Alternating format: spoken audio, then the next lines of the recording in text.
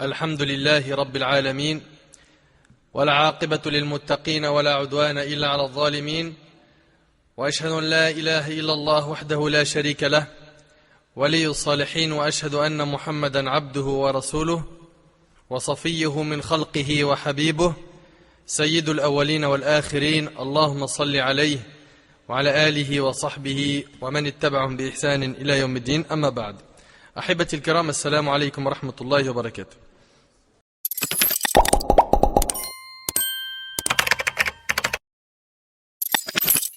On continue toujours notre série sur les mères des croyants, les épouses du prophète sallallahu alayhi wa sallam. Et aujourd'hui, avec l'aide d'Allah tabaraka wa ta'ala, nous avons rendez-vous avec l'une des mères des croyants, une parmi les épouses du prophète sallallahu alayhi wa sallam. Il s'agit de la femme à qui Abu Bakr as-Siddiq radiyallahu anhu wa an jami' as-sahaba a confié le Coran afin qu'elle le garde chez elle après l'avoir rassemblé en un seul livre. Cette femme-là, il lui a été confié la garde du Coran chez elle. Son oncle maternel est l'adorateur pieux et ascète Zahid Uthman ibn Mad'un radiyallahu anhu, le premier à avoir été enterré au cimetière du Baqi' à Médine. Quant à son frère, il s'agit du pieux, du pur, de l'ascète, du savant, celui qui était très attaché à la sunna du prophète alayhi salatu wassalam, Abdullah ibn Umar. Et quant à son père, je parle du père de cette femme pieuse, dont on va voir la biographie Inch'Allah, son père est Al-Farouq, le discernateur, Omar ibn al-Khattab radiyallahu anhu. Omar ibn al-Khattab, l'homme dont Allah tabaraka wa ta'ala a confirmé ses dires plus d'une fois dans le Coran. Il s'agit de l'homme dont la conversion fut une victoire pour l'islam et les musulmans et dont son règne fut une justice et une miséricorde. Vous l'avez sans doute reconnu, il s'agit de Hafsa bint Omar ibn al-Khattab radiyallahu anha wa an jami' as-sahaba. Hafsa bint Omar, la descendante pieuse du deuxième calife de l'islam, Omar. Hafsa radiyallahu anha est née l'année où Quraysh, les habitants de la Mecque, reconstruisaient la Kaaba. 5 ans avant la révélation. À cette époque-là, le prophète alayhi salatu wassalam avait 35 ans. Et c'est dans cette année-là que Hafsa radiyallahu anha est née. Et c'est cette année-là aussi où Fatima, la fille du prophète alayhi salatu wassalam, est née aussi. Le prophète alayhi salatu wassalam était donc plus grand que Hafsa de 35 ans. Il y avait 35 ans de différence entre elle et le prophète alayhi salatu wassalam. Hafsa radiyallahu anha a grandi dans une maison où Omar radiyallahu anhu était musulman, où son frère n'était pas n'importe qui. Elle était dans un bain où la religion régnait. Et on l'a dit, on l'a répété plusieurs fois, c'est très important que le musulman et la musulmane fassent tout son possible pour que le cadre dans la maison soit correct pour l'éducation de son enfant. C'est très important. Parce que quand le père est pieux, quand la mère est pieuse, quand la famille sont pieux, les enfants, généralement, ils suivent. Ils prennent de leurs parents. Il se peut qu'Allah tabaraka wa ta'ala éprouve un des parents par la déviance de l'enfant. Il est possible. Mais, en soignant le cadre, on facilite plus l'apprentissage de la religion à nos enfants. Hafsa radiyallahu anha a grandi donc dans cette maison de piété. Elle aimait la science depuis son plus jeune âge. Et ça, c'est un message à nos sœurs qui se sont détournées de talab al-ilm al-shara'i. Elles se sont détournées de l'apprentissage de la science religieuse. Elles ont tout misé sur les études de ce bas monde et elles ont délaissé complètement la science religieuse. Au point où on a des sœurs qui ont des masters, et on n'est pas contre, des diplômes en médecine, et on n'est pas contre, mais qui ne sait même pas lire l'arabe, qui ne sait même pas lire le Coran, qui ne comprend rien de la religion, qui ne sait même pas payer la zakat, qui ne sait même pas jeûner, qui ne sait même pas prier, qui ne sait même pas faire l'oudou, et ainsi de suite. Et ça, c'est triste. Ça, c'est triste. Pourquoi? Parce qu'on voit qu'il n'y a pas d'équilibre dans la vie. C'est soit dunya à fond, soit rien. Non. Il faut que nos sœurs apprennent la science religieuse et la transmettent autour d'elles. Prenez exemple sur Hafsa radiyallahu anha. Elle aimait la science. Avant elle, on a parlé de Aïcha radhiyallahu anha. Elle a rapporté 2210 hadiths. Elle apprenait la science. Et elle transmettait son savoir. Et les grands compagnons venaient la questionner. T'imagines? Quand ils avaient des divergences, ils allaient trouver les réponses chez Aïcha radhiyallahu anha. Donc mes sœurs, il n'y a pas de « il est trop tard », j'ai 25 ans, j'ai 30 ans, j'ai 35 ans, j'ai 40 ans, il n'y a pas de trop tard. Peu importe l'âge que tu as, remonte dans ce train, le train de Talab al-Ilm. Commence, Ma'alish, tu as 40 ans, tu vas commencer les lettres de l'alphabet, c'est pas grave. C'est pas une honte. La honte, c'est que tu vives sans apprendre la religion, sans apprendre à lire l'arabe, sans pouvoir lire le Coran al-Karim en langue arabe. Donc Hafsa radhiyallahu anha aimait la science depuis son plus jeune âge. Elle a appris donc à lire et écrire très tôt. Alors qu'à l'époque, celui qui savait lire et écrire équivalait à quelqu'un qui a un master ou un doctorat de nos jours. C'était rare quelqu'un qui savait lire à l'époque. C'était pas n'importe qui. En effet, la société de l'époque était une société majoritairement analphabète. Hafsa radhiyallahu anha apprit donc à lire et à écrire, puis elle poursuivit sa demande de la science, jusqu'à devenir l'une des femmes les plus éloquentes de l'époque. Une femme éloquente, fasiha, une femme qui a de la science. Mes frères et sœurs, Hafsa radhiyallahu anha grandit dans la maison de Omar ibn Khattab radhiyallahu anhu. Et pour ceux qui connaissent la biographie de Omar, ils savent que Omar c'était pas n'importe qui parmi les compagnons. Il s'agit d'un grand compagnon, d'un ascète, d'un pieux, de quelqu'un qui a divorcé avec ce bas monde, de quelqu'un dont le diable prenait un autre chemin quand Omar il prenait un chemin. Elle a grandi dans la maison de Omar ibn Khattab, qui faisait partie des maisons les plus nobles parmi les Quraysh. À l'époque où le prophète alayhi salatu wassalam reçut la révélation, son père Omar n'était pas encore musulman. Au contraire, il combattait l'islam et faisait même partie de ceux qui châtiaient les musulmans pour qu'ils renient leur religion. Et le prophète alayhi salatu wassalam invoqua Allah afin qu'il le guide. Le prophète alayhi salatu wassalam a dit: Ô Allah, fais triompher l'islam par celui que tu aimes le plus parmi ces deux hommes, Omar ibn Khattab ou Abi al-Hakam, Amr ibn Hisham. C'est qui? C'est Abu Jahl. Et cette version-là est authentique, elle est rapportée par Tirmidhi avec une chaîne de transmission authentique, selon Abdullah ibn Omar. Et en effet, Omar radhiyallahu anhu embrassa l'islam. Et sa reconversion contribua fortement à la propagation de l'islam.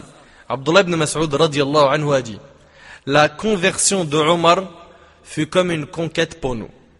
Son émigration, une victoire, son règne, une justice et une miséricorde. Omar radhiyallahu anhu, dès qu'il embrassait l'islam, il se mit à faire le tawaf autour de la Kaaba et personne n'a eu le courage de faire ou de dire quelque chose. Ils avaient peur de lui. Les musulmans, ils ne pouvaient pas faire tawaf autour de la Kaaba, ils avaient peur. Mais dès qu'Omar il a embrassé l'islam, il leur a même lancé un défi. Il leur a dit: celui qui parmi vous veut que sa femme devienne veuve, c'est-à-dire si celui qui veut se battre et mourir, mais qu'il vienne me voir dans tel endroit. Il n'avait pas peur, Omar radhiyallahu anhu. Donc dès qu'il a embrassé l'islam, il a fait tawaf autour de la Kaaba et personne n'a eu le courage de faire ou dire quelque chose. Depuis ce jour, les compagnons pouvaient adorer Allah sans se cacher. Ça, c'était Omar, le père de Hafsa. Dans un premier temps, Hafsa radhiyallahu anha épousa un noble compagnon. L'un des premiers à avoir embrassé l'islam, ce compagnon s'appelait Khunais ibn Hudhafa. Khunais ibn Hudhafa, qui était le frère de qui? Allez, on va voir si vous en avez un peu dans la cacahuète. Khunais ibn Hudhafa. Le frère de? Allez, c'est facile. Naam? Barakallahu fik, jazakallahu khair. Abdullah ibn Hudhafa. Abdullah ibn Hudhafa, vous le connaissez? Qui connaît Abdullah ibn Hudhafa?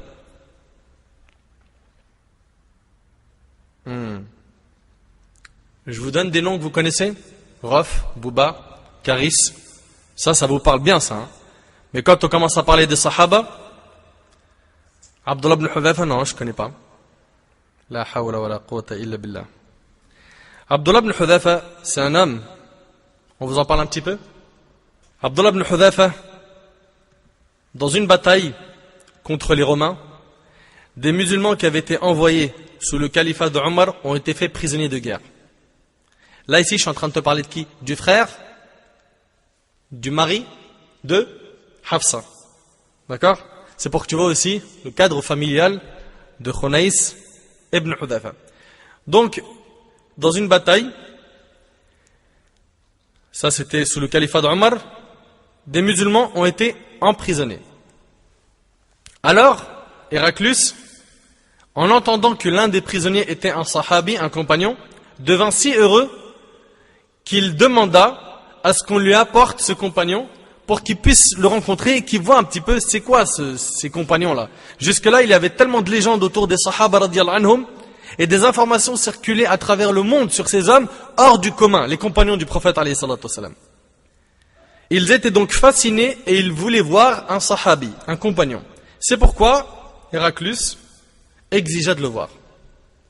Parce qu'un seul de ses compagnons pèse autant qu'une communauté. Un homme vaut une communauté. C'était là l'œuvre qu'avait laissé Muhammad sallallahu alayhi wa sallam derrière lui. Ainsi, Abdullah ibn Hudhafa, qui était jeune, qui n'avait pas plus de 30 ans, fut apporté au roi, avec des chaînes aux mains et un boulet aux jambes. Ils le placèrent devant Héraclius et ils eurent des échanges. Héraclius remarqua que malgré son âge, il était très intelligent. Héraclius dit à Abdullah ibn Hudhafa, deviens chrétien et je te libère. Alors moi ce que je veux, c'est que tu te mettes dans la peau de ce compagnon, radiyallahu anhu, pendant ce moment-là. Tu es en prison, on dit deviens chrétien, je te libère. Est-ce que tu vas faire partie de ceux-là qui vont délaisser leur religion? Pourquoi? Pour éviter la prison. Abdullah ibn Hudhafa, sans bien sûr réfléchir, il a dit jamais, je n'abandonnerai jamais ma religion. Héraclius lui dit alors, là c'est une autre offre, parce que la première ne marche pas. Deviens chrétien et je te donne la moitié de mon royaume. Allahu Akbar. La moitié de mon royaume. Imagine. Wallah, vous le savez mieux que moi, il y a des gens, ils vont de leur religion pour rien du tout, mon frère. Pour une carte de séjour, ils te la vendent, mon frère, sa religion. C'est vrai ou c'est pas vrai? Hein? C'est impressionnant. Deviens chrétien et je te donne la moitié de mon royaume. Abdullah ibn Hudhafa lui dit non. Mais, ikhwani, pensez un petit peu à ça, subhanallah. La moitié du royaume. Certains musulmans sont en train de se vendre aujourd'hui pour un salaire de misère. Pour rien. Ils vendent leur religion pour un vil prix. Pour rien, ils abandonnent l'islam. Et le sahabi, le compagnon, c'est pour vous montrer la valeur des sahaba radiyallahu anhum. Ce compagnon se voit offrir la moitié du royaume byzantin, la moitié du royaume, et il refuse. Héraclius lui dit, deviens chrétien et je te donne ma fille en mariage. La fille du roi. Abdullah ibn Hudhafa répondit pour couper court, non, tu peux me donner ton royaume, celui de tes parents, celui des Arabes et des non-Arabes, je n'abandonnerai jamais ma religion. Ça c'était les sahaba radiyallahu anhum, des hommes. Subhanallah, c'est une grande épreuve. Mais les compagnons étaient fiers d'être des musulmans et ils savaient que c'était ce qu'ils avaient de plus cher. Leur foi n'a pas bougé d'un poil malgré toutes les tortures qu'ils subirent. Vous savez, lorsque vous dites non à ces gens, vous ne pouvez pas imaginer combien ça les blesse. Ça les blesse. Je t'offre ma fille, je suis le roi, et personne ne m'a jamais dit non, de toute ma vie. Et je n'ai jamais offert ma fille à quiconque dans mon royaume auparavant, et toi tu me dis non. Et ajoutez à cela, je t'offre la moitié de mon royaume et tu refuses. Les gens attachés à la dunya ont tant lutté pour acquérir les choses de ce bas monde que cela les rend fous de voir quelqu'un qui ne prête pas d'importance à cela. Dans sa tête, le roi, il s'est dit, mais c'est pas possible. Comment ça peut exister un homme comme lui? C'est comme s'il l'avait insulté, en lui disant qu'il a gaspillé sa vie pour quelque chose qui est faux. Comme s'il lui avait dit que cette dunya ne valait pas la peine. Alors le roi ordonna qu'on le jette en prison. Et il a dit, ne lui donnez plus à manger et à boire. Et ils le laissèrent comme cela un certain nombre de jours, au point où Abdullah ibn Hudhafa pensait qu'il allait mourir. Psychologiquement, il sait qu'il va mourir. Ça y est, plusieurs jours, il n'a pas mangé, il n'a pas bu. Est-ce qu'il a renié sa religion pour manger et boire? Est-ce qu'il a renié sa religion pour sortir de prison? Puis le roi, après donc plusieurs jours où il n'a pas mangé, demanda qu'on lui fasse rentrer de l'alcool et du porc pour l'humilier et l'obliger à manger l'illicite. Allahu Akbar. Abdullah ibn Hudhafa, en voyant cela, a dit, je sais qu'en cas de nécessité, j'ai le droit de manger et de boire ce que j'ai devant moi. Mais wallahi, je ne toucherai à rien, afin qu'ils ne se moquent pas des musulmans et de l'islam. T'as vu la fierté des sahaba radiyallahu anhum? Imagine-toi, Akhil Karim, que tu es à sa place. lorsqu'on informa Héraclus des dires d'Abdullah ibn Hudhafa, il dit, donnez-lui à manger autre chose. Lui, il a envie de l'affaiblir, il voit que ça marche pas. Il a dit, donnez-lui à manger autre chose. Puis il demanda qu'on lui fasse entrer une belle femme. Lorsqu'elle rentra dans sa cellule, elle se déshabilla et se mit à le tenter afin qu'il commette avec elle la fornication. Mais Abdullah ibn Hudhafa radiyallahu anhu, qui a été éduqué par le prophète alayhi salatu wasalam, était plus solide qu'une montagne. Il ne lui accorda aucune importance. Après un moment, la femme se lassa de lui et sortit de la cellule et dit à Héraclus, par Allah, vous m'avez fait rentrer chez un homme dont j'ignore si c'est un être humain ou une pierre. Et lui-même ne sait pas si je suis une femme ou un homme. Il ne l'a même pas regardé. T'arrives à imaginer, Yahri?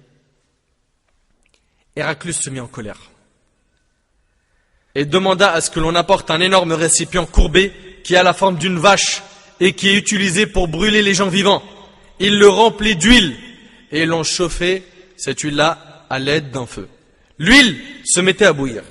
Imaginez de l'huile bouillante avec de la fumée s'en dégageant, car ils ont longuement chauffé le récipient. L'huile devient bouillante. Héraclus lui dit, deviens chrétien. Il répondit non. Là, ça y est, c'est la dernière ligne droite. C'est l'huile bouillante, tu vas finir dedans. Il a refusé de devenir chrétien. C'est alors qu'ils amenèrent un des musulmans et le jetèrent dans la marmite. Il a fallu très peu de temps après que ce musulman fut jeté dans l'huile bouillante pour que ses os sortent de sa chair. Allahu Akbar. C'était si chaud que sa chair a frit et les os sont sortis. C'est ce qui est arrivé à ce musulman prisonnier de guerre et cela s'est déroulé sous les yeux de Abdullah ibn Hudhafa. Héraclus lui dit donc, vas-tu abandonner ta religion maintenant ou sinon nous allons te jeter dans cette huile bouillante. Il répondit, je n'abandonnerai pas ma religion. La ilaha illallah. Subhanallah. Vous savez les frères, c'est facile de les raconter ces histoires. C'est facile, n'est-ce pas? Et c'est facile de dire, Mashallah, il était courageux, je pense que j'aurais fait la même. C'est vrai, c'est pas vrai. Mais ce qui est dur, c'est de se retrouver dans une situation qui est comme celle-là et d'être un vrai croyant. Thabit ala dini. Fort, ferme dans sa religion. Qui ne fléchit pas, qui ne faiblit pas. Il avait signé son contrat de mariage avec l'au-delà. Ils dirent donc, jetez-le dans cette huile. Ils le prirent et Abdullah, en se dirigeant vers l'huile, commença alors à pleurer. Et là, ils se sont tous réjouis. Enfin, il pleure, on le tient. Il affaiblit. Il a peur de la mort. Il pleure, il affaiblit. Nous le tenons. Nous avons réussi à jeter la peur dans son cœur. C'est alors qu'ils ont raconté ça à Héraclus, qui a dit, amenez-le moi. Héraclus lui dit, vas-tu maintenant abandonner ta religion? Abdullah radiyallahu anhu répondit, ne pense pas que j'ai pleuré par crainte de la mort. J'ai pleuré parce que je me suis souvenu que je n'ai qu'une seule âme et mon âme va sortir maintenant. J'ai pleuré parce que j'aurais voulu qu'Allah me donne 100 âmes afin que je puisse mourir de cette mort 100 fois pour l'amour d'Allah. La ilaha illallah. Ça c'était Sahaba radiyallahu anhum. C'est pas nous là mon frère, on est en train de longer les murs, on est complexé, on a honte de notre religion. Regarde, ça va jusqu'où et regarde sa fermeté. Subhanallah al-Ali al-Azim. Il a pleuré parce qu'il a souhaité mourir 100 fois en tant que martyr de la même manière. Je pense que c'est un degré de foi que nous ne pouvons même pas imaginer. Mon frère, ma sœur, qu'aurais-tu répondu à la place de ce compagnon? Aurais-tu sacrifié ta religion pour te sauver? Qu'aurais-tu dit? Qu'aurais-tu fait? Qu'aurons-nous répondu? Est-ce qu'on aurait été solide pendant cette épreuve? Mes frères et sœurs, dans les moments de facilité, tout le monde peut être égal. Dans les moments d'aisance, tout le monde peut être égal. Et vous ne savez pas vraiment faire la distinction. Mais quand la fitna frappe, quand l'épreuve frappe, c'est là que la vérité sort du cœur. Ainsi, lorsque l'épreuve est arrivée, Abdullah ibn Hudhafa, le vrai Abdullah ibn Hudhafa s'est révélé. Personne ne savait, ni Omar ibn Khattab, ni personne d'autre, qui était le vrai Abdullah ibn Hudhafa. Ils savaient que c'était un sahabi, mais ils ignoraient ce qu'il y avait vraiment dans son cœur, mais se tournant à dévoiler la réalité sur ce que renfermait son cœur, à savoir al-iman, la foi. Ainsi, face à Abdullah ibn Hudhafa, et devant sa détermination, le roi devint confus. Vous savez, il désirait obtenir quelque chose de la part d'Abdullah. Il pouvait le tuer, mais il sentait que sa fierté était insultée. Maintenant, le problème pour le roi n'était plus de le tuer, mais d'obtenir quelque chose de lui. Cet homme doit céder. Il doit me donner quelque chose. Il dit donc à Abdullah ibn Hudhafa, je vais te libérer si seulement tu pouvais m'embrasser sur le front. Il veut quelque chose de lui. Abdullah ibn Hudhafa, il réfléchit. Et après il lui a dit, j'accepte à une condition que tu me libères et que tu libères tous les prisonniers de guerre musulmans. Le roi lui dit, d'accord. Abdullah ibn Hudhafa embrassa Héraclius sur le front. Il a obtenu la libération de sa personne et de tous les musulmans. Quand il est rentré à Médine, Omar al-Khattab entendit l'histoire. Il se rendit à la mosquée et Abdullah ibn Hudhafa s'y trouvait. Omar al-Khattab se leva et dit, c'est une obligation pour chaque musulman d'embrasser le front de Abdullah ibn Hudhafa et je vais être le premier à le faire. Il embrassa alors le front de Abdullah ibn Hudhafa parce qu'il avait sauvé des musulmans et les musulmans en firent de même. Ça, vous vous rappelez, c'est le frère de qui? Qu'on voit si vous n'avez pas perdu le fil. Khunays ibn Hudhafa, le mari de Hafsa radiallahu anha. Hafsa radiallahu anha, elle était très heureuse avec son époux, Khunays. Ils ont émigré dans un premier temps vers l'Abyssinie, Al-Habasha, puis vers Médine avec les premiers croyants. En effet, Hafsa bint Omar radiallahu anha était une femme pieuse et obéissante. Elle faisait partie des femmes de haut rang parmi les Qurayshites, puisqu'elle était de la famille de Omar radiallahu anhu. Et avec cela, elle obéissait à son époux. Et elle a émigré avec lui. Si cette situation venait à se reproduire de nos jours, et que tu devais dire à ton épouse, on part en Éthiopie, on va vivre là-bas, et attention, là-bas il n'y a rien, c'est la sécheresse, la famine, la misère. Qu'est-ce que ta femme va te répondre? Sûrement certaines, la réponse sera, mais ça va pas. Mais t'as oublié, je viens de quelle famille? T'as oublié mon père, c'est qui? Mais Hafsa radiallahu anha, elle voit son mari lui dire, on va dans tel endroit, elle va avec lui. Et ça, c'est une grande leçon pour nos sœurs. Ma sœur, suis ton mari. Suis-le. Hafsa radiallahu anha, cette femme pieuse, bien qu'elle était une femme noble, de haut rang, elle a obéi à son mari sans répliquer. Et ils ont vécu 2 ans en Abyssinie. Puis vint l'émigration vers Médine. Et encore une fois, Hafsa radiallahu anhu obéit à son mari sans discussion. On émigre, on va à Al-Habasha, on y va. On va à Médine, on y va. Et tu sais, ça veut dire quoi? On va à Médine ou on va en Abyssinie? Ça veut dire que on va délaisser l'endroit où on a vécu un certain temps, notre maison, nos biens, nos relations, etc. Elle suit son mari, radiallahu anha. Ma sœur, apprend de Hafsa l'obéissance au mari et le fait de le suivre là où il va. Et il vivait paisiblement à Médine aux côtés du prophète alayhi salatu wassalam. Surtout que, comme vous le savez, à Médine, ils furent accueillis par les Ansar, ces musulmans généreux qui partageaient tout avec les Muhajirin. Khunays, radiallahu anhu, l'époux de Hafsa, fut blessé de plusieurs grosses blessures lors de la bataille de Badr. Cette bataille où il a joué un rôle héroïque. Son corps était donc plein de blessures et il saignait énormément, mais il continuait à combattre jusqu'à la fin de la bataille. Et il rentra chez lui avec les musulmans, vainqueurs de cette bataille. Mais seulement quelques jours plus tard, il est mort, radiallahu anhu, à la suite de ses blessures.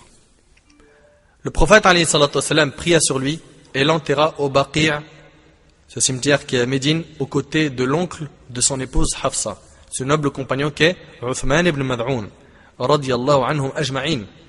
Et Hafsa radiallahu anha devint veuve alors qu'elle n'avait pas encore atteint l'âge de 20 ans. Elle avait approximativement 18 ans. Elle n'avait pas encore eu d'enfant. Omar radiallahu anhu était très triste pour la tristesse de sa fille. C'est douloureux pour un papa de voir sa fille triste, de voir sa fille pleurer. Il était triste de voir sa fille veuve alors qu'elle était aussi jeune. Il eut alors l'idée de lui choisir lui-même un nouvel époux. Et là, il y a pas mal de leçons à retenir. C'est Omar radiallahu anhu, le père de Hafsa, qui a eu l'idée d'aller lui choisir un époux. Selon Abdullah ibn Omar, qui est le frère de Hafsa, quand sa fille Hafsa devint veuve, Omar dit, j'ai rencontré Uthman ibn Affan, vous le connaissez? Dhun Nurayn, Uthman ibn Affan, le troisième calife de l'islam, c'est un grand compagnon radiyallahu anhu, qui a épousé deux parmi les filles du prophète alayhi salatu wassalam. Pas en même temps, parce qu'on n'a pas le droit religieusement d'épouser deux sœurs. Il en a épousé une, elle est morte, puis après, la deuxième. Uthman ibn Affan, Omar radiyallahu anhu, il le rencontre, et il lui propose la main de Hafsa. Alors médite bien, hein.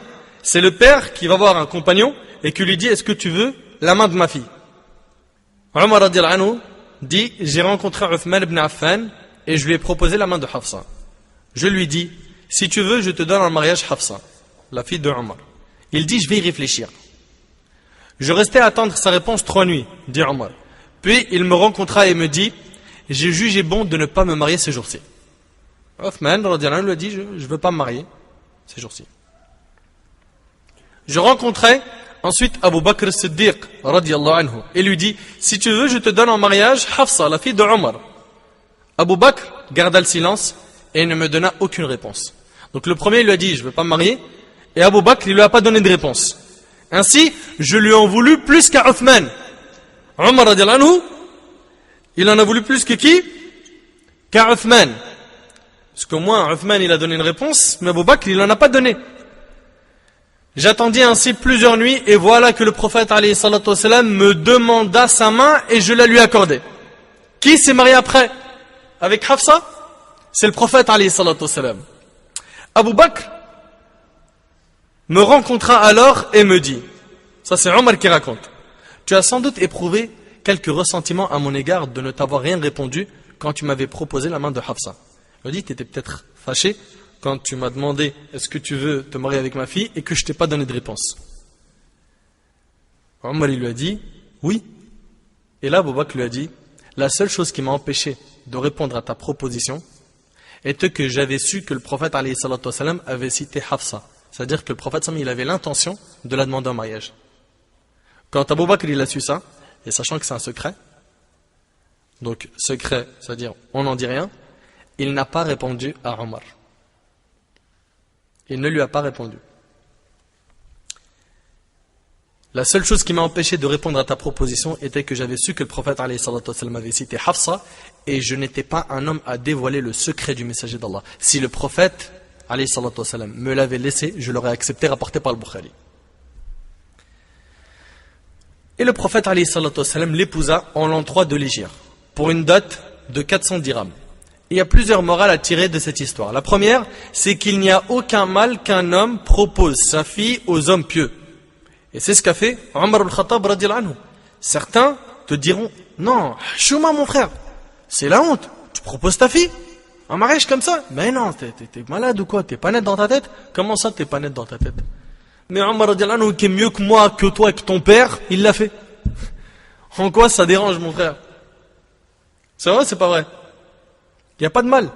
Si le père il voit un frère pieux, mashallah, on n'entend de lui que du bien, il a eu pas mal de renseignements sur ce frère, comme quoi il a une bonne éducation religieuse, il n'y a aucun problème à aller voir ce jeune et lui dire, voilà, j'ai une fille, je te la propose en mariage. Il n'y a pas de problème. Et une petite parenthèse, ceux qui prennent un mauvais chemin pour se marier se mordent les doigts tôt ou tard. Par contre, le chemin du dîn n'amène que la fierté et le repos. Prends l'exemple d'une relation qui commence dans le halal. Dans le cas où elle aboutit, alhamdulillah. Dans le cas où elle n'aboutit pas, ils se quittent en bons termes sans que personne ne soit vexé. Il n'y a pas de « elle me plaît pas, il est moche, il a un gros nez ». Des trucs comme ça, il n'y a pas de tout ça. Il n'y a pas. Quand c'est construit selon le Coran et la Sunna, on se quitte en bons termes. Par contre, quand tu prends un chemin haram, ça finit mal. Il y a plusieurs cas de figure dans le cas où tu as pris le chemin haram. Il est possible que tu l'aies connu, et donc que tu vas rencontrer la famille, et qui vont, eux, te refuser avec des propos durs. Pourquoi? Parce qu'il n'y a pas le côté digne. Ou bien, il est possible tout simplement que si la personne n'a pas le digne, il est dans un chemin zigzag, et qu'on lui propose une sœur de manière carrée, et ben après l'avoir rencontrée qu'elle lui a pas plu, il dit des mots blessants, des mots choquants à la sœur, et donc il va la briser. Pourquoi? Parce qu'il n'a pas le digne. Mais par contre, quand quelque chose est construit selon le Coran et la Sunna, supposons que le frère il a demandé une sœur, et que ça n'a pas marché, ça n'a pas abouti, il dit tout simplement, je vais faire istikhara, tu vas faire istikhara et on verra après ce que nos cœurs sont apaisés. Et voilà, des mots qui sont simples. Voilà, mon cœur n'est pas apaisé suite à la prière de consultation. Est-ce que ça va vexer la sœur? Non. Et si la sœur elle reçoit 3 ou 4 demandes de cette manière-là, où le frère ne dit pas des paroles blessantes, il n'y a aucun problème. Pourquoi? Parce que ça s'est fait de manière propre. Mais quand on prend des mauvais chemins, on se mord les doigts tôt ou tard. La deuxième leçon de cette histoire, c'est qu'Abu Bakr radhiyallahu anhu n'a pas dévoilé le secret du prophète alayhi salatu wassalam. Et aujourd'hui, on vit dans une époque, ajib, tu dis à la personne, c'est une amana, c'est un dépôt. Tu dis à personne, il te dit, wallah, t'inquiète. Et il jure, il dit, wallah, t'inquiète. Wallah al-adib, mon frère. Tu vois ou pas? Il jure, tu le quittes, il a déjà textoté, il a déjà envoyé un email à Foulane, il a appelé un tel, il lui a raconté le truc. Il dit, hey, écoute, je vais te dire un truc, mais jure, wallah, tu le dis à personne. Lui aussi, il répète le même scénario, tu vois. C'est une catastrophe. Il y en a, ils rigolent, ils se reconnaissent devant moi, là. Donc, Abu Bakr radhiyallahu anhu, il n'a pas dévoilé le secret du prophète alayhi salatu wassalam. Il savait que le prophète alayhi salatu wassalam voulait épouser Hafsa, mais il ne l'a pas dit. Malheureusement, de nos jours, les personnes dignes de confiance sont devenues une denrée rare. Tu dis à la personne, Akhi, c'est un dépôt. Tu le dis à personne. Tu rentres chez toi, tu vois que ta femme, tes enfants et toute ta famille, ils sont au courant. Même Claire Chazal, mon frère, elle l'annonce au JT. C'est une folie.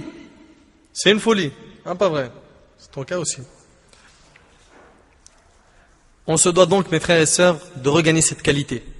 On se doit d'être digne de confiance. Quand quelqu'un te dit, ne le dis à personne, eh bien ne le dis à personne, c'est un engagement. C'est un engagement. Et même s'il ne t'a pas précisé qu'il ne faut le dire à personne, et que tu sais que ça le dérange que tu le dises, alors ne le dis pas. Ne le dis pas. Et les compagnons radhiyallahu anhum, ils ont été éduqués comme ça.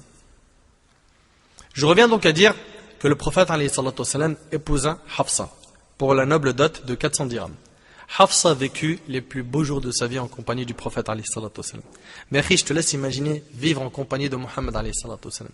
Pour ceux qui ont étudié sa biographie, pour ceux qui connaissent Rasulullah sallallahu alayhi wa sallam par la multiplication de leurs lectures et de leurs écoutes d'audio, c'est un bonheur immense. La yuqaddar bi thaman ya akhi. C'est immense. Elle était heureuse et il lui suffisait d'être l'épouse du meilleur des hommes, Muhammad sallallahu alayhi wa sallam, et ainsi de compter parmi les mères des croyants. Hafsa et Aïcha, vous connaissez Aïcha, on en a déjà parlé, radiyallahu anha, qui étaient des coépouses à l'époque, s'aimaient tout comme s'aimaient Omar et Abu Bakr. T'as vu Omar et Abu Bakr comment ils s'aimaient? Eh bien, leur fille, Hafsa et Aïcha, elles s'aimaient comme leur père s'aimait. Leur relation était aussi forte que celle de leur père. Hafsa et Aïcha étaient très complices. Écoutez ce hadith. D'après Aïcha radhiyallahu anha, le prophète alayhi salatu wassalam, il avait l'habitude, vous savez, il avait plusieurs femmes, sallallahu alayhi wa sallam. Et il allait rendre visite à toutes ces femmes chaque jour, et il ne dormait que chez l'une d'entre elles. Il avait l'habitude de rester longtemps quand il faisait des visites chez ses épouses. Chez qui? Chez sa femme Zaynab bint Jahsh. Il rentrait chez elle, puis après, il restait longtemps. Pourquoi? Elle lui ramenait quelque chose qu'il aimait beaucoup. C'était le miel. Elle lui ramenait du miel, elle lui donnait. Et le prophète, alayhi salatu wassalam, il tardait chez Zaynab. Ce retard-là a fait démarrer une grande jalousie chez Hafsa et Aïcha. Il va chez Zaynab, il reste longtemps. Ça a démarré quoi? Une grande jalousie.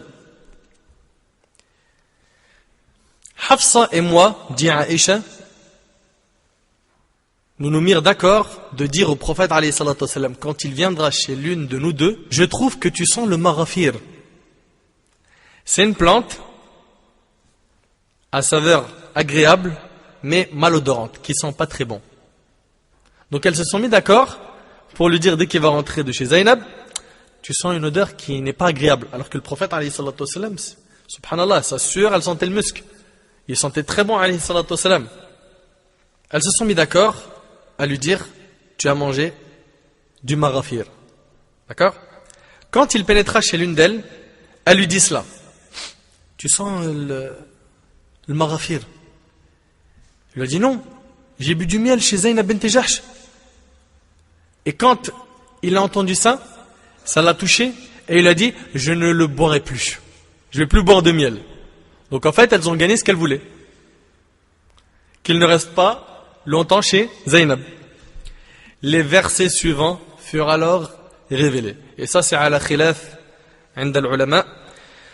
Ce qu'il est dit que la cause de la révélation de ce verset, c'est la cause qu'on a citée maintenant, et il y en a une autre avec Marie.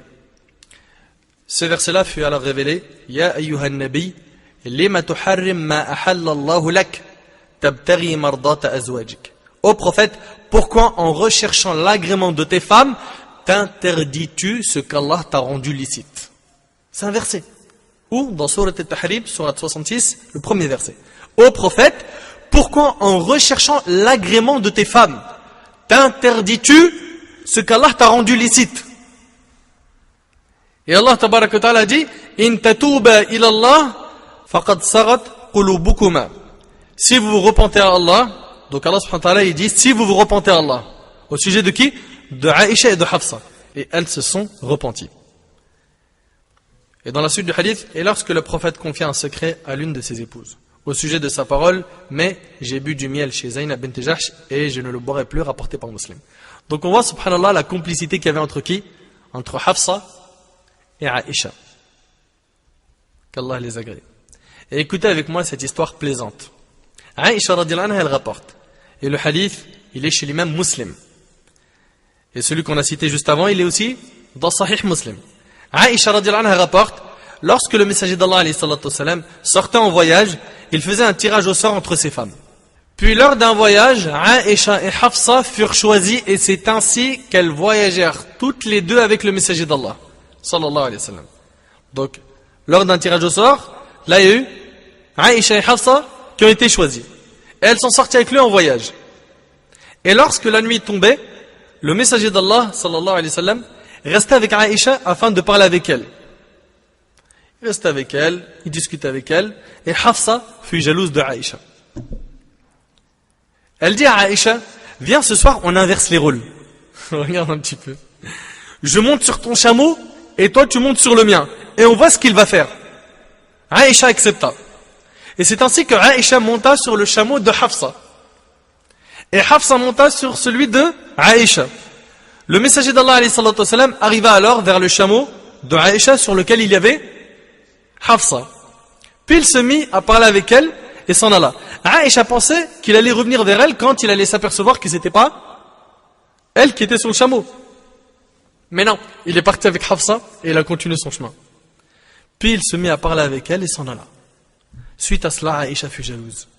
Quand ils partirent ensemble, elle mit son pied entre l'herbe et elle a dit, oh Allah, écoute bien, punis-moi par un scorpion ou un serpent qui me piquerait. Tellement elle ne supportait pas, c'était plus fort qu'elle, la jalousie elle était au summum. Elle a dit, ton messager, je ne suis pas capable de dire une chose, elle ne peut rien dire, parce qu'elles se sont mis d'accord entre elles. Enfin, subhanallah, ça c'était cette jalousie qui est naturelle, on la voit chez Aïcha, on la voit chez Hafsa. Donc mon frère, quand tu vois ta femme jalouse, sache que c'est une chose qui est naturelle. Mais après, bien sûr, c'est à régler de telle sorte que ça ne dépasse pas les limites et que ça rentre dans un interdit. Voici donc quelques épisodes de la vie d'épouse de Hafsa et de Aïcha, radiyallahu anhun, aux côtés du messager d'Allah alayhi salatu wassalam. Mais Hafsa sera touchée par une énorme épreuve, la plus grande épreuve de sa vie, hormis la mort du prophète alayhi salatu wassalam. Cette épreuve se trouve dans ce hadith. Il est long et il est rapporté par l'imam al-Bukhari.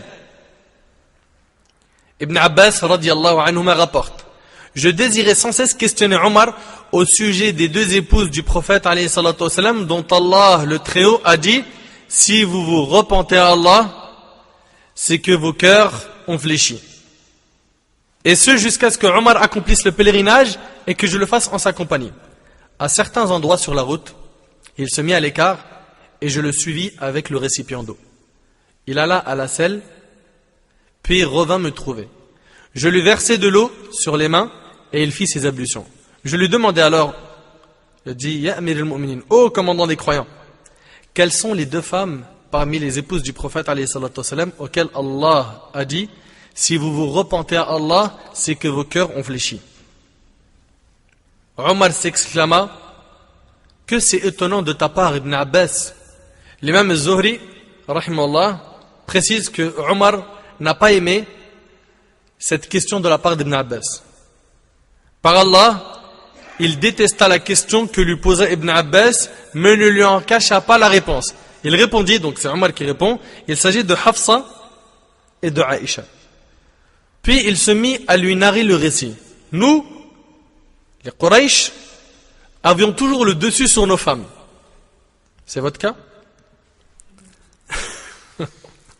Quand nous sommes arrivés à Médine, nous trouvâmes des gens dominés par leurs femmes. Peut-être ça c'est votre cas. Et nos épouses se mirent à apprendre de celles-ci. Mais dites bien, c'est Omar qui raconte. Nous, les Quraysh, avions toujours le dessus sur nos femmes. Ça c'est un Quraysh. Quand nous sommes arrivés à Médine, nous trouvâmes des gens dominés par leurs femmes. Et nos épouses se mirent à apprendre de celles-ci. Ma maison au sein de Bani Umayya ibn Zayd était à Al-Awali. Un jour, je me fâchais contre ma femme, c'est toujours Omar qui raconte, elle me répondit. Alors, je l'ai blâmée pour cela. Elle reprit en disant, que reproches-tu au fait que je te réponde? Par Allah, les épouses du prophète alayhi salatu wassalam lui répondent, si bien que l'une d'elles le boude du matin au soir. Allahu Akbar. Et attention, dans l'histoire, il y a quoi? Il y a la fille de Omar qui fait partie des épouses du prophète alayhi salatu wassalam. Donc Omar, il entend l'information que les femmes du prophète alayhi salatu wassalam, elles lui répondent, mais en plus, l'une d'elles le boude du matin au soir. Omar, il dit, je suis parti aussitôt et je suis rentré chez Hafsa et j'ai demandé, réponds-tu au messager d'Allah? Elle lui dit oui. Je poursuivis, l'une de vous le boude-t-elle du matin au soir? Elle lui dit oui. J'ajoutais, celle d'entre vous qui agit ainsi a échoué et a perdu. L'une de vous est-elle à l'abri de la colère d'Allah en raison de la colère de son messager? Elle serait perdue. Ne réponds pas au messager d'Allah et ne lui demande rien. Regarde, subhanallah, le beau-père intelligent et pieux. Ne réponds pas à ton mari. Aujourd'hui, il y a un clash dans le couple. Le papa lui dit, ah ouais. Il commence à retrousser ses manches. Il lui dit, j'arrive. Wallah, j'arrive. Il est mort. Mon frère, c'est les papas du 9-3 là. C'est pas ça qu'il nous faut. Il nous faut des gens qui prennent exemple sur qui?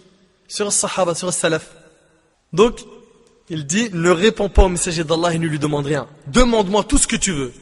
Ne te laisse pas leurrer par le fait que ta voisine est plus belle et plus aimée que toi du messager d'Allah. Et quand il parlait de la voisine, il parlait de qui? De Aïcha, radiyallahu anha. Omar continue. Et il dit, j'avais un voisin des Ansar. Nous nous relayons auprès du prophète alayhi salatu wassalam. Il descendait un jour et moi un autre. Il m'apportait entre autres les nouvelles de la révélation et moi de même. Omar radiyallahu anhu, un jour il allait travailler. Et un jour il faisait talab al-ilm auprès du prophète alayhi salatu wassalam, il demandait la science. Et le jour où il travaillait, il avait un de ses voisins parmi les Ansar qui allait lui demander la science. Et après il informait Omar de ce qu'il avait raté. Et le lendemain, c'était l'inverse. C'est Omar, quand il allait lui demander la science, qui informait son voisin parmi les Ansar. Et là on voit hirs as-sahaba ala talab al-ilm. On voit leur envie, leur motivation à apprendre la science religieuse. Aujourd'hui, ceux qui débutent dans les écoles arabes, dans les écoles islamiques, ils font 1 mois, 2 mois, 3 mois, après ils se disent, ah franchement c'est trop dur. Ah voilà, faut apprendre trop de choses, il y a des définitions, c'est compliqué. En fait, c'est pas facile, hein. Moi je voulais devenir un imam, je voulais devenir un grand savant comme l'autre, j'ai vu à la télé, machallah, j'aime bien comment il fait. Ce qu'ils ne savent pas, c'est que ce chemin-là, il est dur. Sacrifice, manque de sommeil, tu vas devoir apprendre beaucoup, tu vas oublier, tu vas réapprendre, tu vas devoir prendre des notes, tu vas devoir écrire, tu vas devoir limiter tes sorties, tu vas devoir. Mais bon, aujourd'hui, tout va vite et les gens pensent que talab al-ilm c'est pareil. Ça va vite comme la fibre optique. Non, c'est pas comme ça. Omar donc, il dit que un jour il allait au travail et un jour il demandait la science et son voisin faisait la même et le jour où lui il était au travail, il apprenait de son voisin et quand il était en talab al-ilm, vous avez compris. On disait, dit Omar, que les Ghassan feraient leurs chevaux pour nous attaquer. Mon compagnon y alla et revint me trouver le soir en frappant à ma porte. Puis il m'appela. Je suis sorti vers lui et lui dis, il s'est produit un grave événement. Je demandais quoi? Les Ghassan sont-ils venus? Donc en fait le voisin il dit à Omar, il s'est produit un événement grave. Omar il dit quoi? Les Ghassan sont-ils venus? Ça y est, l'ennemi attaque. Il a dit non, c'est plus grave et pire que cela. Le prophète alayhi salatu wassalam a répudié ses épouses. La ilaha illallah. Je m'écriai, Hafsa a échoué et a perdu.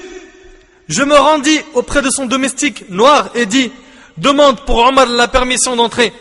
Il est parti donc voir le prophète alayhi salatu wassalam. Omar, il est parti voir le prophète alayhi salatu wassalam. Il dit, je me rendis auprès de son domestique noir et dit, demande pour Omar la permission d'entrer. Il entre, puis ressortit en disant, je t'ai annoncé, mais il a gardé le silence. Sallallahu alayhi wa sallam. Il a dit à Omar al-Khattab, il est dehors, il veut rentrer. Le prophète alayhi salam, il a gardé le silence. Je m'en allais. Et quand je fus près de Mimbar, je m'assis. Il y avait un groupe de gens assis dont certains pleuraient. Je m'assis un peu, puis mes sentiments prirent le dessus sur moi.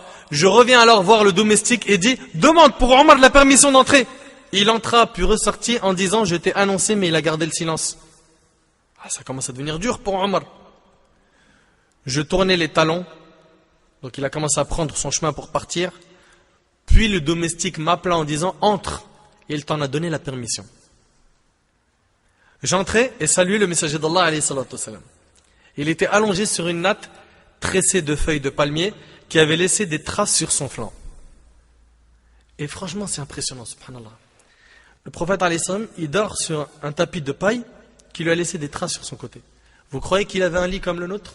Wallahi que non. Le Nabi alayhi salatu wassalam, il dormait dans ces conditions-là. Et c'était le messager d'Allah, l'élu parmi les créatures.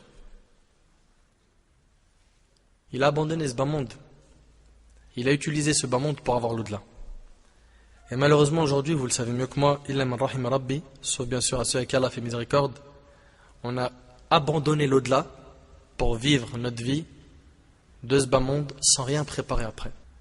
Juste, on travaille, on a des diplômes, on s'habille bien, on est présentable, on dit qu'on est de telle famille, on fait nos preuves dans la dunya, dans les diplômes, mais au niveau din, c'est le désert. Wa inna lillahi wa inna ilayhi raji'un. Regarde le prophète alayhi salatu wassalam. Son objectif, c'était pas d'avoir une grande maison, d'acheter une villa au bord de la mer, d'acheter une grosse voiture, d'acheter que les meilleurs vêtements. Le prophète alayhi salatu wassalam, son plus grand objectif était que les gens disent La ilaha illallah Muhammad Rasulullah. Mais est-ce que nous, on vit avec cet objectif? Et si tu me dis oui, combien de personnes ont connu l'islam par ta cause?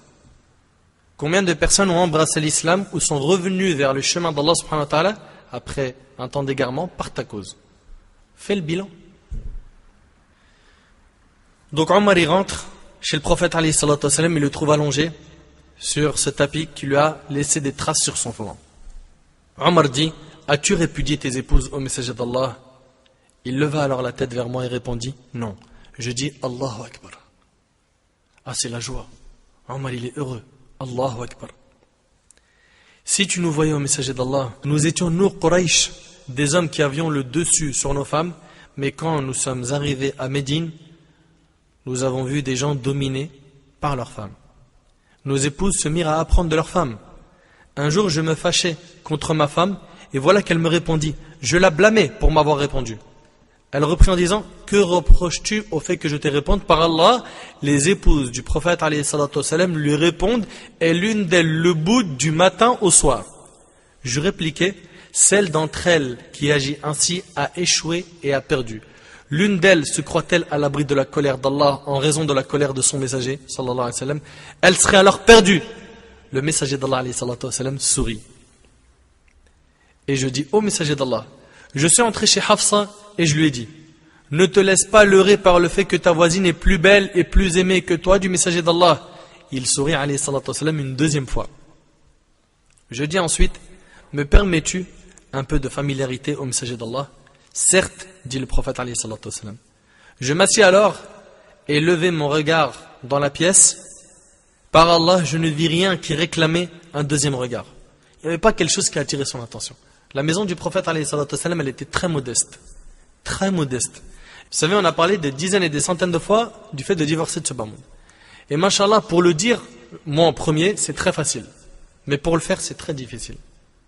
De vivre avec comme objectif que l'au-delà, et que ce bas monde-là, tu ne l'exploites pas, tu le parcours, C'est pas facile. Donc quand il a analysé la maison du prophète alayhi salatu wassalam, il n'a rien vu, il a vu juste 3 pots. 3 pots. 3 pots. Je dis au messager d'Allah, invoque Allah pour qu'il accorde l'aisance à ta communauté. Car il l'a accordé aux Perses et aux Byzantins. Alors même qu'ils n'adorent pas Allah, il lui dit fais des doigts pour qu'Allah nous enrichisse. Les rois de ton époque, César, Khosroès, ils vivent dans des grands palais. Fais des doigts pour que Allah subhanahu wa ta'ala accorde l'aisance à ta communauté. Là, le prophète alayhi salatu wassalam se redressa pour s'asseoir. Puis il dit, es-tu dans le doute, ô Ibn al-Khattab, ces gens-là ont reçu leur belle part dans ce bas monde. Ces gens-là ont reçu leur belle part dans ce bas monde. C'est-à-dire que eux, ils ont eu la dunya, et nous, on aura l'au-delà. Nous, ce bas monde, c'est pas important. Le plus important, c'est ce qui est après la mort. Et le musulman intelligent, qui a compris sa religion, il va agir en fonction de ça. Il va faire et ne pas faire en fonction de ce qui attire la satisfaction d'Allah ou ce qui attire sa colère. Ça attire sa colère, j'abandonne. Ça attire sa satisfaction, j'y vais. Et peu importe les dires des gens. Peu importe. Omar dit, demande le pardon pour moi au messager d'Allah.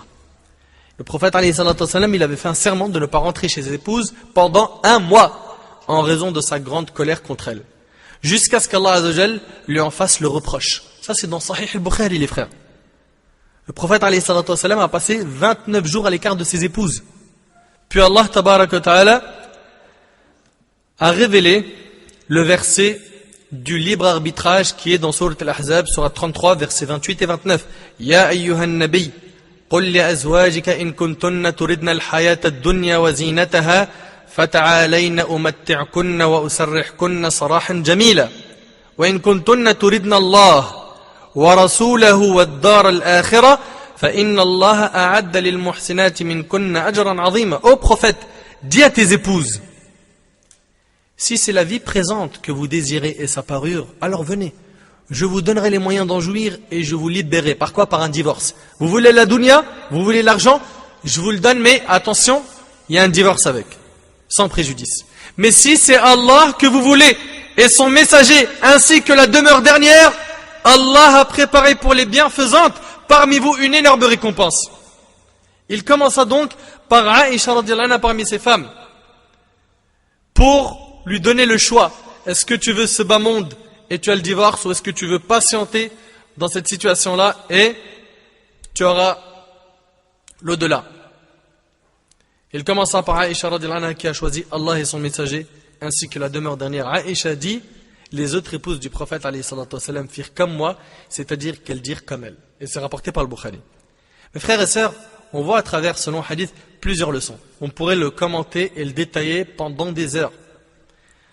On voit ici que la vie de couple du prophète alayhi salatu wassalam était touchée par des petites épreuves avec ses femmes, tout comme c'est notre cas.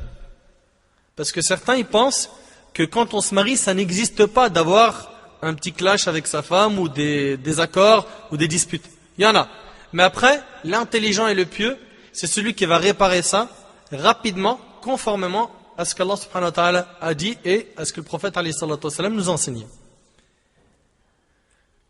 Aussi, on y voit la patience du prophète alayhi salatu wassalam avec ses épouses. On y voit aussi que il arrivait que des femmes répondent au prophète alayhi salatu wassalam. Et le prophète alayhi salatu wassalam de ne pas corriger ça par la brutalité et la violence. De toujours être sage et de faire ça avec un bon comportement.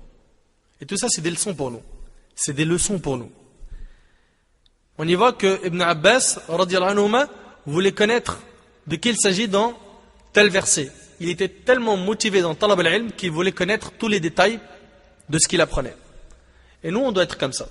Quand on apprend, on doit aller dans les profondeurs des choses. Dans les profondeurs des choses. Parce qu'aujourd'hui, comment ça se passe chez nous, en France en tout cas, c'est qu'on lit un livre en français. Déjà, c'est Monsiba. Il n'y a pas de charh, il n'y a pas d'explication. Triple Monsiba. Et après, on se fait notre propre explication. Quadruple Monsiba.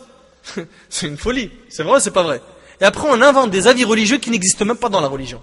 On rend halal ce qui est haram, haram ce qui est halal, obligatoire ce qui est sunnah, makruh ce qui est haram, et ainsi de suite.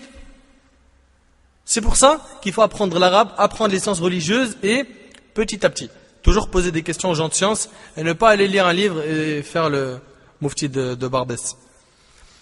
Donc, ça c'est pour ce qui est des leçons de ce hadith, qui sont très longues et on s'est contenté juste de ça. Mes frères et sœurs, il s'agit de notre mère Hafsa, radiyallahu anha, notre mère de laquelle Jibril dit un jour au prophète alayhi salatu wa sallam à son propos, elle est une femme qui jeûne et qui passe la nuit en priant et elle sera une de tes épouses au paradis, rapporté par Abu Daoud.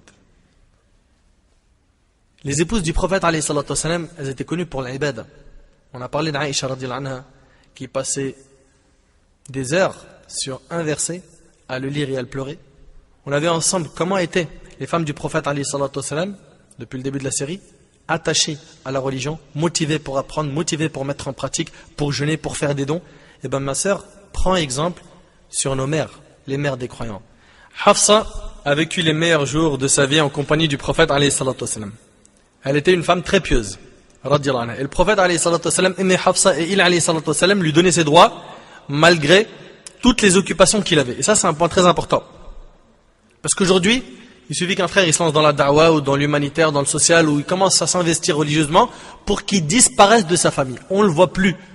Sa femme ne le voit plus, sa mère, son père, ils n'en entendent pas parler. Ça y est, c'est fini, il n'existe plus. À part, salam alaikum quand il rentre, et encore s'il le dit. Et bien sûr, quand il dit j'ai faim, c'est normal qu'on l'entend. Mais voilà, c'est à des moments bien précis. Et ça, c'est pas normal. Le prophète, alayhi salatu wa sallam, regarde bien, c'était l'imam, le gouverneur. C'est le savant qui enseigne aux gens. C'est lui qui reçoit la révélation. Il reçoit les questions des gens. Il s'occupe de son état, etc. Et avec tout ça, il donne du temps à ses femmes. Sallallahu alayhi wa sallam.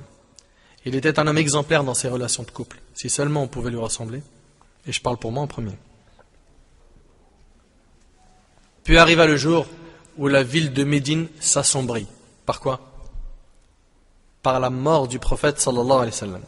Les compagnons radiyallahu anhum en furent très tristes. Puis après la mort du prophète alayhi salatu wa sallam, c'est Abu Bakr radiyallahu anhu qui devint le calife des musulmans, et sachant qu'il connaissait le mérite de Hafsa, il lui confia l'unique copie du Coran pour qu'elle la conserve chez elle. L'unique copie du Coran pour qu'elle la conserve chez elle. C'est un immense mérite. La décision d'assembler le Coran a été prise suite à la disparition de dizaines de compagnons des Huffaz, ceux qui connaissaient par cœur le Coran. Ils étaient tombés en martyrs dans la bataille d'Al-Yamama contre l'imposteur Musaylam al-Kadhab, Musaylam al-Menteur. Certes, les versets étaient déjà transcrits sur des parchemins, des omoplates de chameaux, mais on craignait que le temps ne finisse par corrompre ce qui a été transcrit.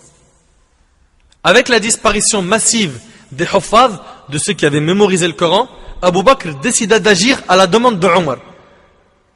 Il convoqua à cet effet le célèbre compagnon Zayd ibn Thabit, un parmi les scribes du prophète alayhi salatu wa sallam. Il écrivait la révélation du vivant du prophète alayhi salatu wa sallam. Donc, Abu Bakr il l'a convoqué et le chargea de faire ce colossal mais noble travail. Laissons Zayd lui-même, radiyallahu anhu, nous raconter lui-même cette invitation du calife telle que nous le rapporte l'imam al-Bukhari. Donc il dit, quand je me suis présenté devant le calife, j'y ai trouvé Omar ibn Khattab. Ça c'est Zayd qui parle. Abu Bakr me dit, beaucoup de Huffaz ont été tués le jour de l'Yamam, et je crains que cela ne se produise dans d'autres lieux où les musulmans combattent. Les Huffaz, qui sont nombreux parmi ces combattants, en disparaissant, emporteraient avec eux une partie du Coran qu'ils mémorisent. C'est pour cela que j'ai perçu la nécessité d'assembler le Saint-Coran et de le réécrire afin qu'il soit conservé. C'est Omar qui m'a suggéré cette proposition. J'ai demandé comment ferais-je ce que le prophète n'avait pas fait. En fait, au début, Abu Bakr il refusait. Il disait comment écrire un livre en compilant le Coran alors que le prophète alayhi salam n'a pas fait ça. Mais c'est Omar qui a insisté. Il me dit par Allah, je jure qu'il est préférable de procéder à son assemblage. Cela dit, il insista tellement pour me convaincre jusqu'à ce qu'Allah m'inspira la nécessité d'un tel travail. J'ai fini donc par accepter la proposition de Omar. Zayd continue en disant, Abu Bakr me dit alors, tu es un homme jeune et plein de sagesse. De plus, nous avons confiance en toi, sachant que tu as fait partie des scribes qui écrivaient la révélation sous la dictée du prophète, sallallahu alayhi wa sallam. Je pense donc que personne n'est mieux placé que toi pour mener à bien cette tâche. Donc là, il est en train de lui demander, tu nous rassembles tout ce qui a été écrit dessus, Al-Qur'an, et tu le compiles en un livre. Zayd dit, par Allah, la tâche qu'il m'avait chargé d'accomplir était plus difficile pour moi que s'il m'avait demandé de déplacer les montagnes. Une immense responsabilité. Zayd dit alors, j'ai commencé alors à assembler les textes du Coran qui étaient transcrits sur divers matériaux. Et je me suis adressé aux différents huffaz parmi les compagnons afin de trouver les 2 versets qui me manquaient de la sourate At-Tawbah, le repentir. Après les avoir trouvés, chez Khuzayma ibn Thabit, j'ai transmis la totalité des manuscrits au calife, qui les conserva jusqu'à ma mort, et ils furent ensuite conservés chez Hafsa, la fille de Omar et l'épouse du prophète alayhi salatu wassalam. C'est un grand mérite qu'elle a eu Hafsa. Le Coran fut conservé par Hafsa pendant le califat d'Abu Bakr, puis de Omar jusqu'au califat de Uthman. Les jours passèrent et le califat de Omar vit le jour. C'est le père de Hafsa qui devient le calife, le gouverneur.